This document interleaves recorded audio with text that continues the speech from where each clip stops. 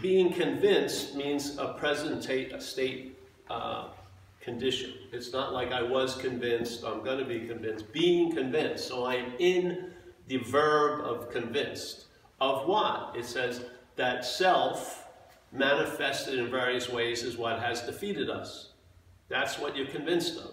So now suddenly, whatever's happened, you've reached a point where you can actually get some information that you couldn't receive maybe a few years before, which is the exact nature of the wrong, which is, all right, being convinced that self manifested in various ways. Now, some people use the term ego to represent self. I don't believe that.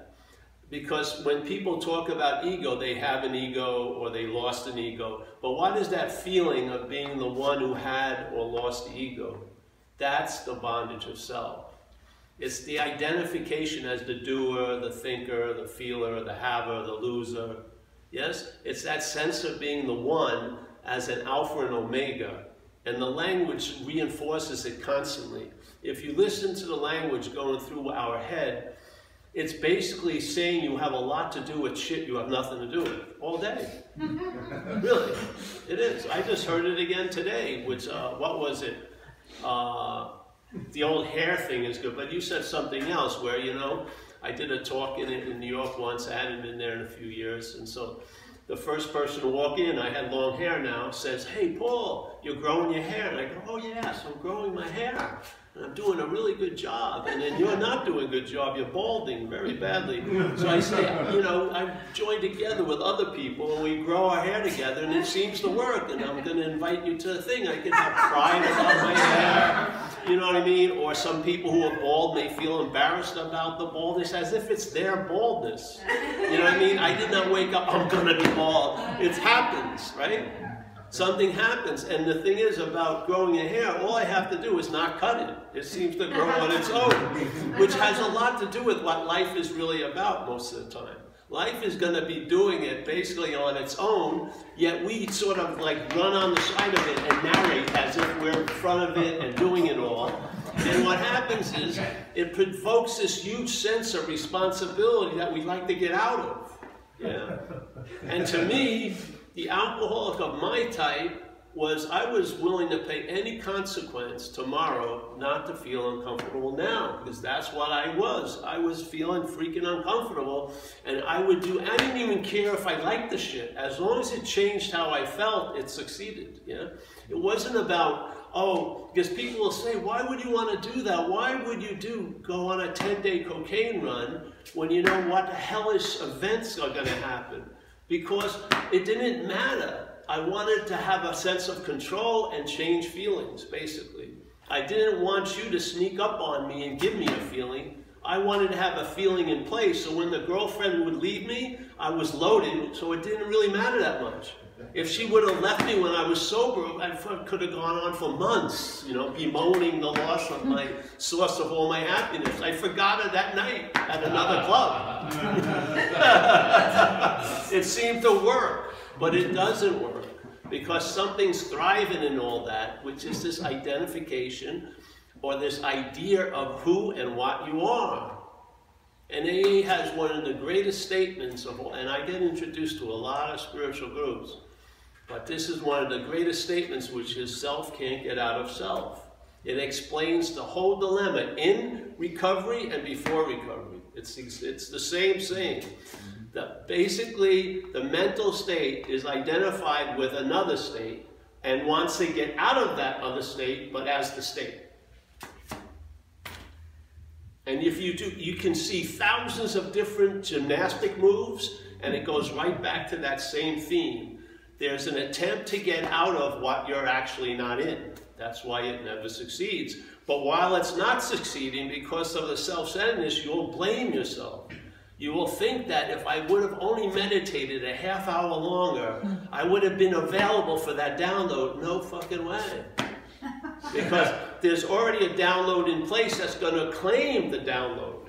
So the spiritual revelation of your own nature will become an experience that the selfing will claim. This is the whole dilemma. So in recovery, there's this fourth step, which is an inventory process, because people, like today in LA, it's like a 4-column inventory. Simply, you look at your resentments and your fears, and you're harming other people in pursuit of what you want. And we look at the sexual arena to see it, because it's pretty juicy, yes? So you look at it all, and then it's supposed to lead you to see what? To see how self has defeated oneself. So remembering that being convinced that self, manifested in various ways, has defeated us. We're the us, yeah? We're the us.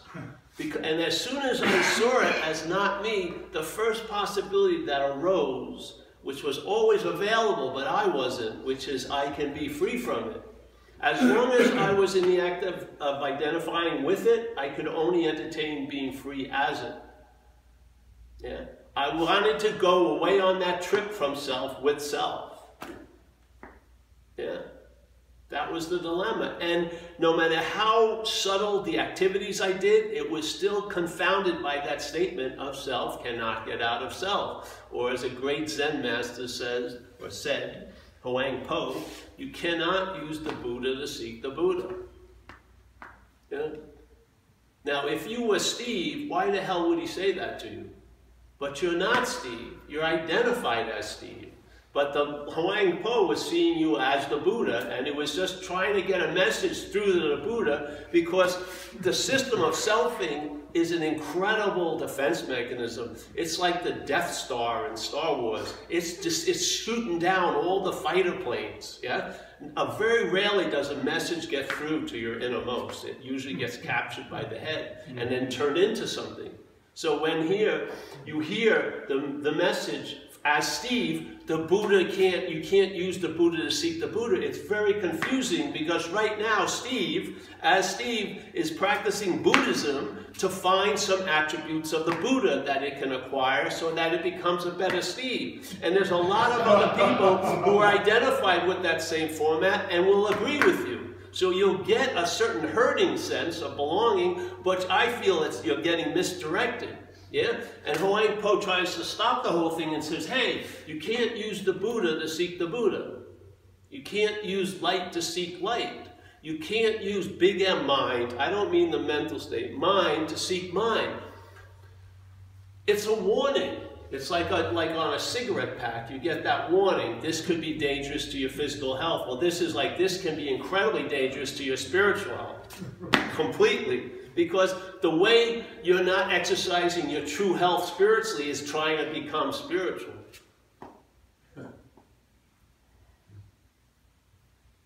You are already that in which you're already that which you're looking for. That's the message. That's what these people laid on us. You like it or not, but that's what it comes to. And if you're not ready to entertain it, it's totally fine. Because someday, hopefully, you will be. But it's going to come, if you practice 20 years of spiritual practices, you're going to run into this dilemma. You're going to run into the statement of you can't use the Buddha to seek the Buddha. Because while you're using the Buddha to seek the Buddha, you're actually hiding the Buddha in plain sight. Yeah? So the message is never, to be clear, when we do these talks, the message is never to you. If you hear the message that you're the Buddha, you're just going to fuck with it completely. You know what I mean? You'll try to look like a Buddha, start monotone, loving gazes, try to practice equanimity. It's baloney. You're not going to be able to hold it. You're going to have a perverted blow-up when you act out completely. Because it doesn't work that way. Yeah? But let's say here, the message isn't for you. I'm throwing it over your head with the hopes that it's high enough that your mental mitt can't catch it. Yeah?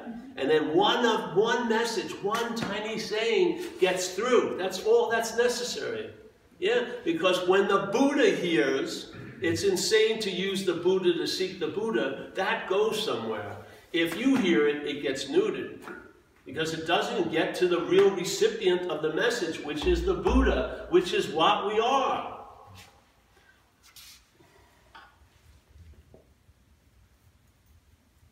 You have to see that when you show up, the party sucks, yeah? You have to see that you're the big player here. that you're giving it all the meaning it has, and that when you turn to find something, it may be the worst freaking move of all time. Just like in recovery, I found the biggest problem I had was my own vested interest.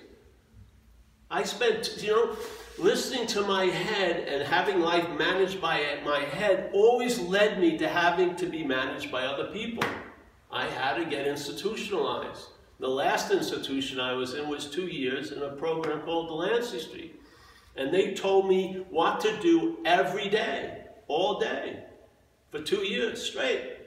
And I'm not proud of it, but I thrive in an institutional setting. If someone can get in the way of me and keep me from me, I do rather well. If I'm not taking my own counsel, I can really have a pretty good life.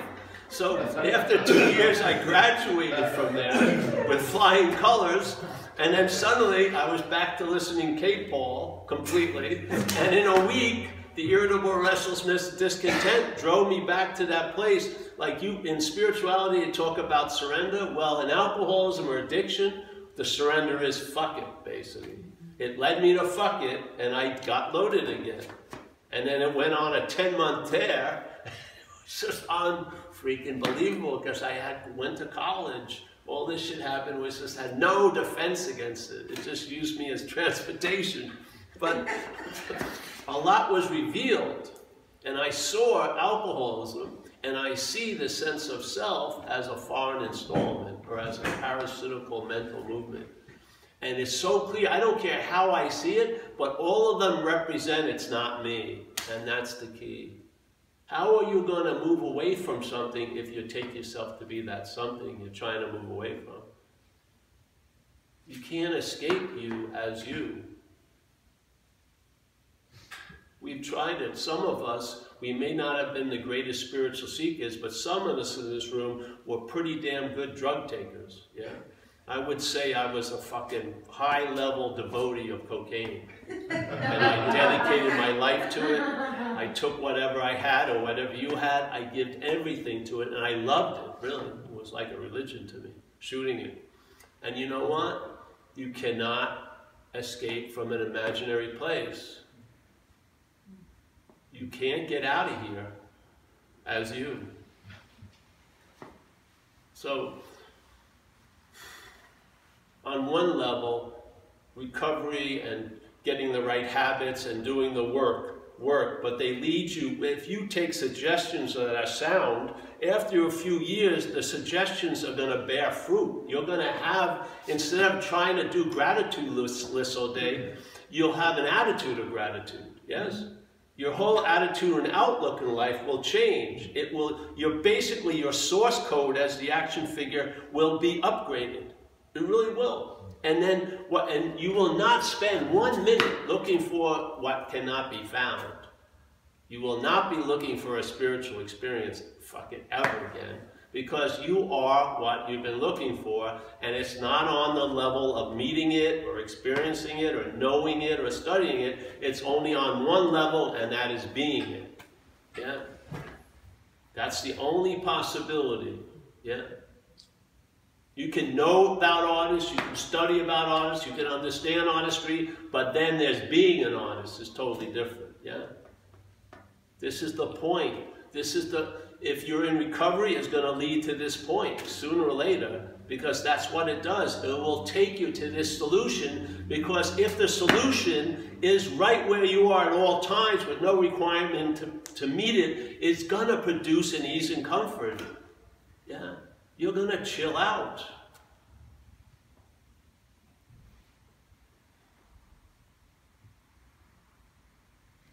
So non-duality is something, well, many of us here have come to this point, and to me this is like a spiritual shoe store. You've walked in, maybe not knowing it. Maybe you want to get some good spiritual athletic shoes, yeah? Maybe you think you're going to have to go to Tibet and shit like that and go into the mountains, so you want spiritual hiking shoes.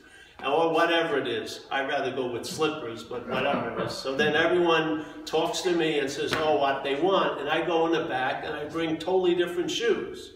And the shoes are like this. The seeker is the sought, yeah? You can't use the Buddha to seek the Buddha. Self can't get out of self. And then I put those shoes on, and if they fit, wear them. And there'll be downloads. And information will be regurgitated, not by you, but by that innermost, whatever you want to call it, by mind or being. And it will like almost be regurgitated back into you, and you'll see things in a new way. Yeah? And what happens here is this, you'll start stabilizing an event I call traveling lighter, basically.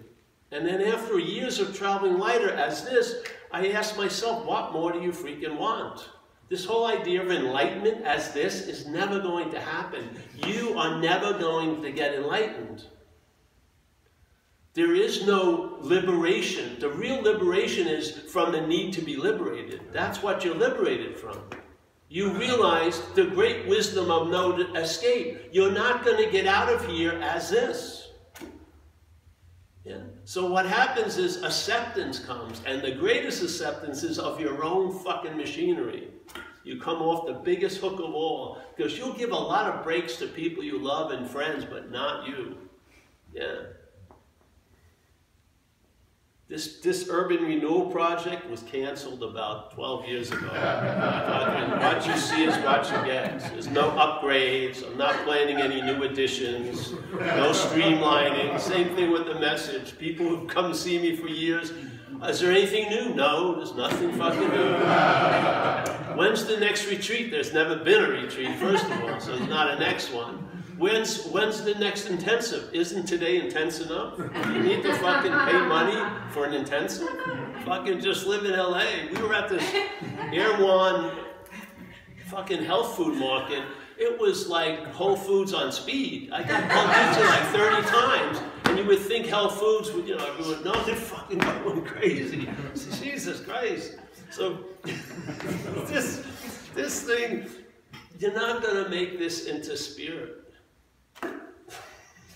It's pointless. It's like I don't care how much glue you apply, it's not going to set. You're going to have to keep applying glue and glue and glue. And what's going to happen is, this is the robbery of the mental state.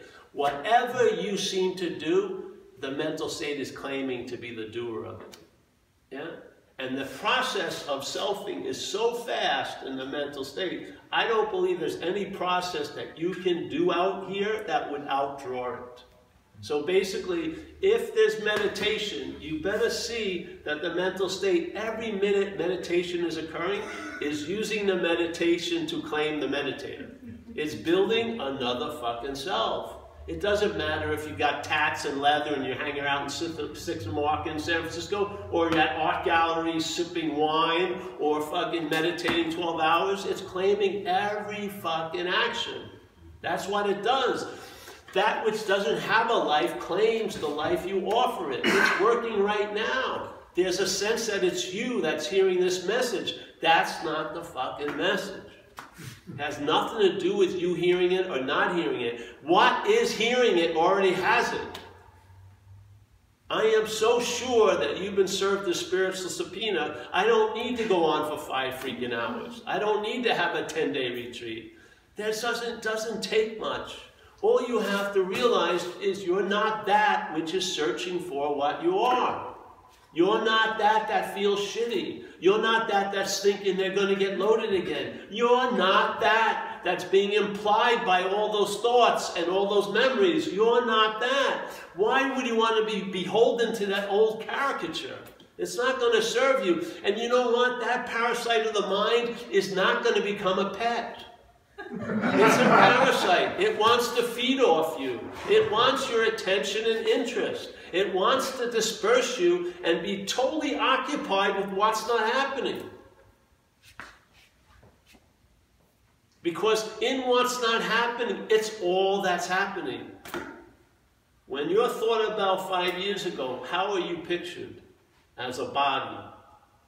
Have you ever seen yourself 5 years ago as a spirit?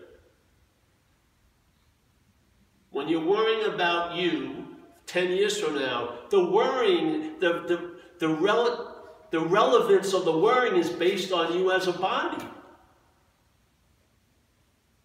And if you go to a 3-day chanting class of I'm not a body. And there's probably some people doing it in LA right now. They're saying, I'm not a body, I'm not a body. That which is not a body doesn't have to chant, it's not a body. It's a body that's chanting, it's not a body. The body wants to get out of being a body. It's not us. You don't want to go anywhere. How can everywhere go anywhere? You're not, this isn't, we don't end here. There's not this big gap that we don't know what it is, and we move through it constantly. This isn't, I mean, just one little investigation will show you so freaking much. We have a stock version of self-centeredness, and we have a fixed thing called alcoholism. So like the parasite logged on to the self-centeredness, which is the original disease, the bondage of self, yeah? And the alcoholism, let's say the bondage of self for you is you're a little bit jealous, right? And then, all right, alcoholism affixes on that, and then you're up on stalking charges 3 months later, right? It will amplify a lot of the possibilities that you are pregnantly available to. If alcoholism affixes on this possibility, it will amplify certain qualities and diminish other qualities. And it's not personal because it does it to everyone, it takes over. That's why you could do a sociological study of people in AA in LA and see how many different people with